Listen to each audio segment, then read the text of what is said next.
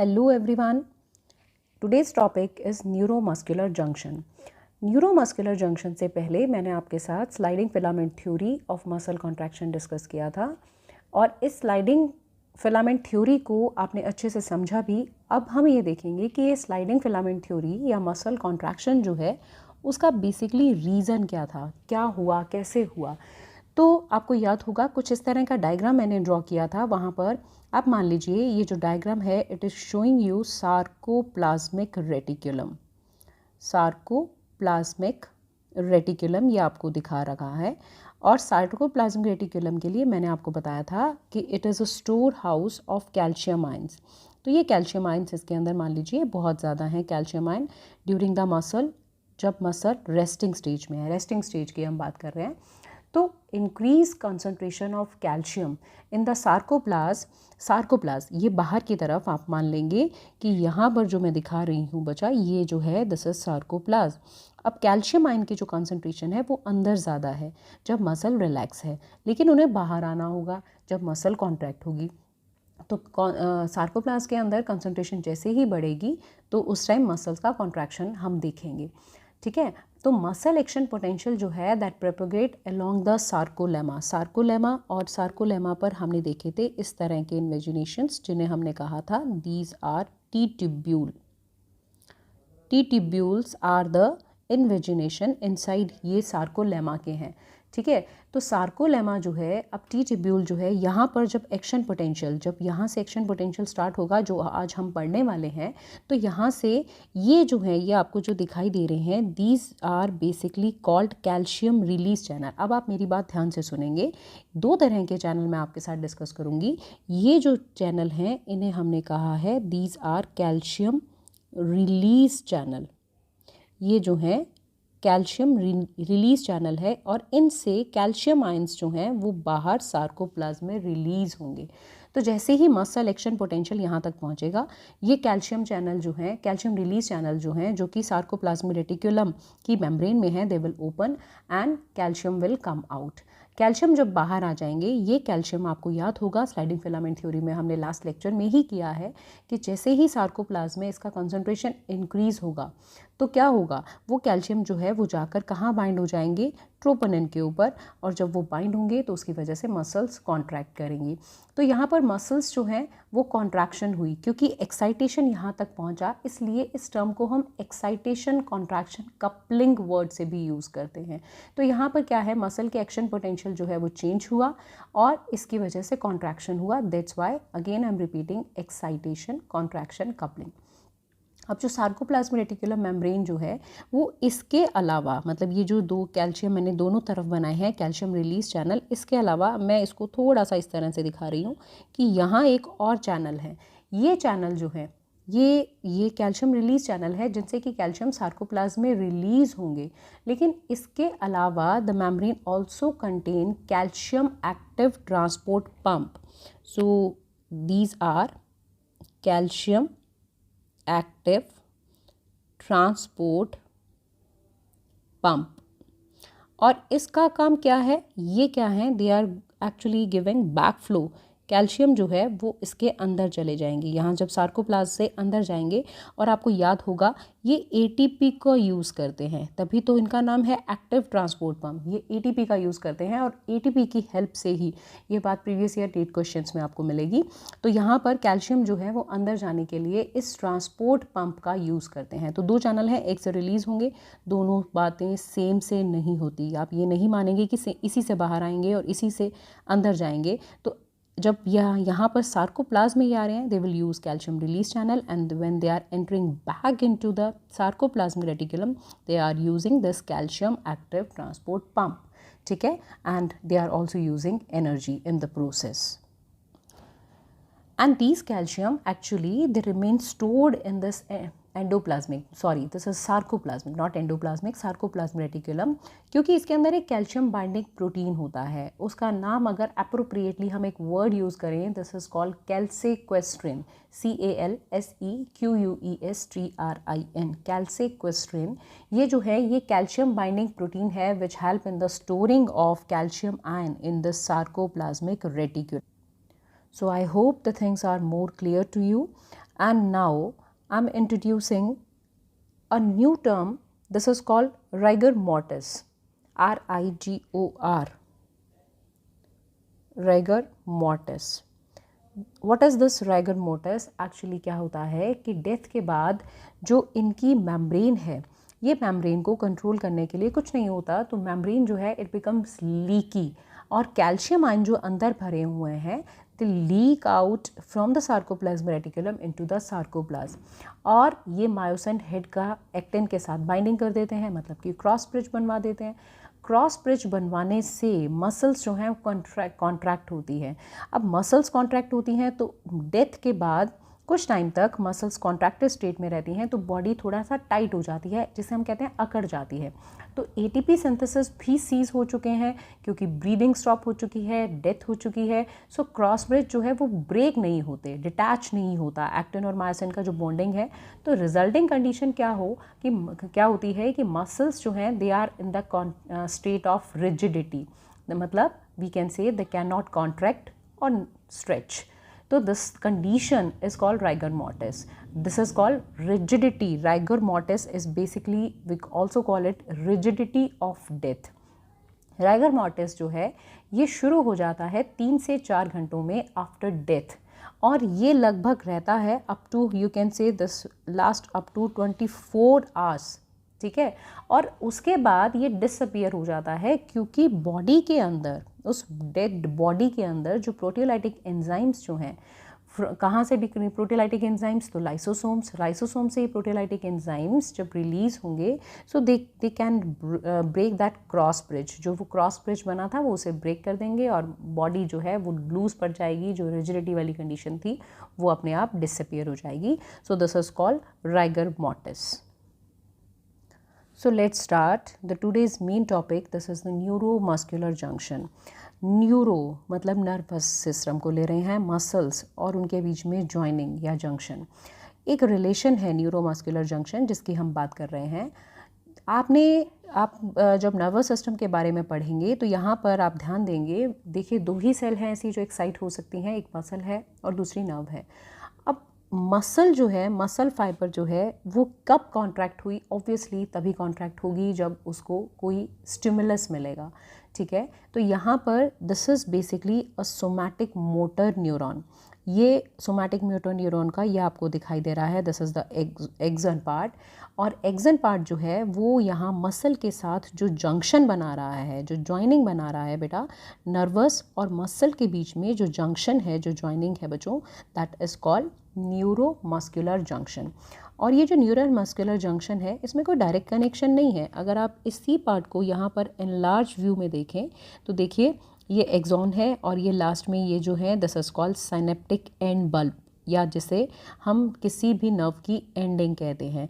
इस नर्व की एंडिंग के बाद यहाँ पर जो मसल है, ये मसल की ब्लू कलर की, आपको याद होगा हमने ऑलरेडी पहले भी किया है, ब्लू कलर ही था वहाँ पर भी, दिस इज सार्कोलेमा। और ये जो है ये invaginations, these are T tubules, और टी ट्यूब्यूल्स वाला पार्ट हम आगे फिर एनलार्ज व्यू में देखने वाले हैं। This is called synaptic end bulb. Axon terminal nerve impulse आ रहा है, नर्व इम्पल्स जो जनरेट हुआ था इसके बारे में हम नर्वस सिस्टम वाले चैप्टर में भी बात करेंगे, स्टिमुलस या इम्पल्सेस की। तो इम्पल्स जो जनरेट हुआ वो यहाँ तक कैसे पहुँचा, ये सारी बातें हम करने वाले हैं। लेकिन अभी के लिए आप इतना समझिए कि इम्पल्स यहाँ तक पहुँचा, इसी पार्ट को थोड़ा सा एनलार्ज व्यू में देखेंगे। ये आप देख रहे हैं दिस इज़ मसल फाइबर, और उसके अंदर ये मायोफाइब्रिल्स हैं छोटे छोटे, लेकिन हम बात कर रहे हैं पूरे पर इस तरह से इम्पल्स कैसे आया। तो यहाँ पर आप देख रहे हैं दिस प्लेस, ये दोनों के बीच में जो गैप है, this place is called synaptic cleft. Synaptic cleft मतलब कि एक छोटा सा गैप है जहाँ से इम्पल्स जो है वो आप यूँ कह सकते हैं कि वो जंप करेगा। और इसके अंदर यहाँ पर आप देख रहे हैं कि साइनेप्टिक वेसिकल्स जो हैं, ये राउंड स्ट्रक्चर्स जो दिखाई दे रही हैं ये तो माइटोकॉन्ड्रिया हैं, लेकिन यहाँ पर साइनेप्टिक वेसिकल्स हैं which is filled with a neurotransmitter. एक केमिकल है, एक केमिकल मैसेंजर, क्योंकि यहाँ से यहाँ तक मैसेज कैसे जाएगा, डायरेक्ट कनेक्शन तो नहीं है, तो वो मैसेज जो है वो कैसे जाएगा, तो हम कहेंगे मैसेज लेकर जाएगा केमिकल। केमिकल एक मैसेंजर है, क्योंकि मैसेंजर्स क्या होते हैं, जो मैसेज लेकर जाते हैं। तो ये मैसेज जो है वो यहाँ तक लेकर जाएगा, that's why it is called a chemical messenger. तो चलिए मान लेते हैं कि केमिकल यहाँ पर रिलीज़ हुआ। इस केमिकल को यहाँ से रिलीज़ होने के पीछे क्या है वो हम नर्वस में डिस्कस करेंगे। अभी के लिए आप ये मानिए कि इम्पल्स यहाँ पर पहुँचे थे, केमिकल यहाँ पर रिलीज़ हुआ। केमिकल जो है रिलीज़ कैसे हुआ, तो आप ये कहेंगे कि ये केमिकल जो है इसको इम्पल्स ने यहाँ पर भेजा। कैसे, अभी हम उसको भी डिटेल में डिस्कस करेंगे। और ये केमिकल जब यहाँ पर रिलीज़ होंगे तो रिलीज़ होने के बाद these chemical which one, neurotransmitter का एक एग्जांपल यहाँ पर लिया है, दिस इज़ एसिटाइलकोलिन। और ये एसिटाइलकोलिन आगे जाकर सार्कोलेमा पर प्रेजेंट जो रिसेप्टर्स हैं उनसे बाइंड होगा। चलिए अब इसको आगे समझते हैं। तो यहाँ से क्या हुआ कि यहाँ से एसिटाइलकोलिन रिलीज़ हुआ, लेकिन एसिटाइलकोलिन के लिए सबसे पहले यहाँ मैंने आपके लिए एक फ्लो चार्ट बनाया है। Nerve impulse reach at motor terminal. जो नर्व इम्पल्सेस हैं वो कहाँ पहुँचे, ये मोटर टर्मिनल तक। और उससे क्या हुआ, it cause release of acetylcholine. Acetylcholine जो है जब ये रिलीज़ हुआ, एसिटाइलकोलिन डिफ्यूज़ हुआ। एसिटाइलकोलिन डिफ्यूज़ हो गया किसके ऊपर, इस सार्कोप्लाज्मिक रेटिकुलम पे ऊपर, और बाइंड हुआ रिसेप्टर से। एसिटाइलकोलिन जब रिसेप्टर से बाइंड हुआ तो ऐसे रिसेप्टर जिन पर एसिटाइलकोलिन बाइंड हुआ है, what we call them ligand gated receptors. Ligand ये शब्द जो है, लाइगेंड वर्ड हम केमिकल के लिए यूज़ कर रहे हैं। Gated means control. मतलब बच्चों ये चीज़ हमें नर्वस सिस्टम में ज़्यादा क्लियर हो जाएगी। आप एक बार ध्यान से देखिए कि ये जो टिट्यूब्यूल हैं इनके ऊपर रिसेप्टर्स मौजूद हैं। रिसेप्टर, ये रिसेप्टर कौन से हैं, ये प्रोटीन्स हैं जिनके ऊपर आकर एसिटाइलकोलिन जो है वो यहाँ पर बाइंड होने वाला है। ये येलो कलर के जो है एसिटाइलकोलिन, ये यहाँ पर बाइंड होने वाले हैं। आप इस डायग्राम में थोड़ा सा और डिटेल इसका देख सकते हैं कि देखिए यहाँ से कैल्शियम रिलीज़ हो रहे हैं, this is called synaptic and part. ये साइनेप्टिक एंड बल्ब जो है यहाँ से कैल्शियम रिलीज़ हुए, ये देखिए। और इसके ऊपर ये जो चैनल्स हैं, ये रिसेप्टर्स जो हैं बेसिकली, इन रिसेप्टर पर ये रेड कलर का मॉलिक्यूल मतलब कि एसिटाइलकोलिन जो है वो यहाँ पर जो बाइंड हुआ है। जब एसिटाइलकोलिन यहाँ पर बाइंड होगा तो बाइंड होने के बाद एसिटाइलकोलिन के बाइंड होने से क्या होगा, so please see in this, acetylcholine receptor से बाइंड हुआ और उससे क्या होगा, मसल में एक एक्शन पोटेंशियल जनरेट होगा।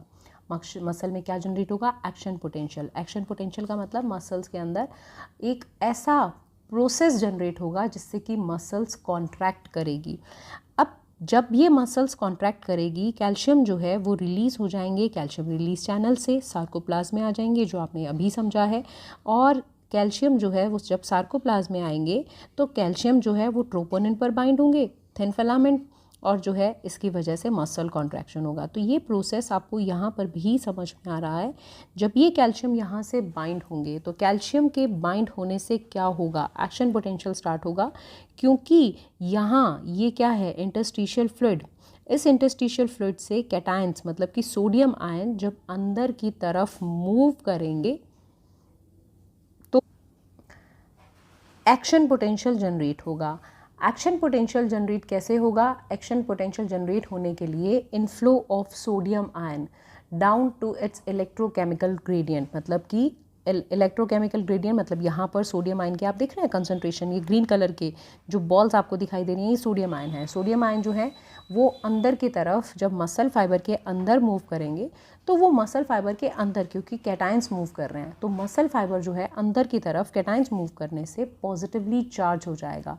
ये चार्ज में जो थोड़ा बहुत चेंज हो रहा है इससे मसल एक्शन पोटेंशियल जनरेट करेगी, मतलब कि एक्शन में आ जाएगी।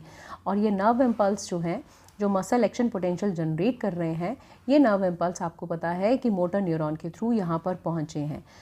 अब जब ये मसल एक्शन पोटेंशियल जनरेट कर रही है, देखिए ये सोडियम आयन अंदर आए, सोडियम की वजह से कैल्शियम चैनल ओपन हुए, calcium release channel, calcium release हुए।